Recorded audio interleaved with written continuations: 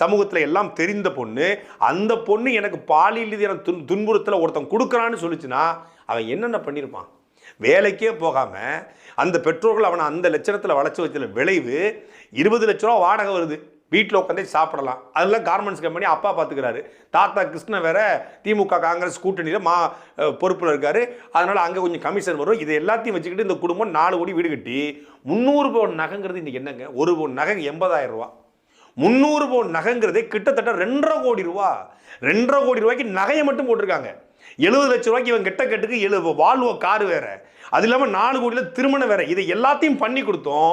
ஒரு பெண்ணிட்ட இன்னும் நகையை கொண்டு வா, இன்னும் பணத்தை கொண்டு வா, இன்னும் பொருளை கொண்டு வா.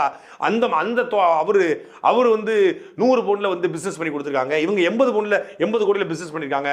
உங்க அப்பாட்ட சொல்லி எனக்கு 100 கோடியில் பிசினஸ் பண்ண முடியும். 70 வீட்டுக்குள்ளே உட்காந்துட்டு எந்த வேலைக்கும் போகாம பெண்களை மட்டுமே நினைத்து கொண்டிருக்கிற ஒரு அயோக்கிய பயலுக்கு எந்த பிசினஸ் பண்ணி கொடுத்தாலும் அவனுக்கு நினைப்பு எங்க இருக்கும்?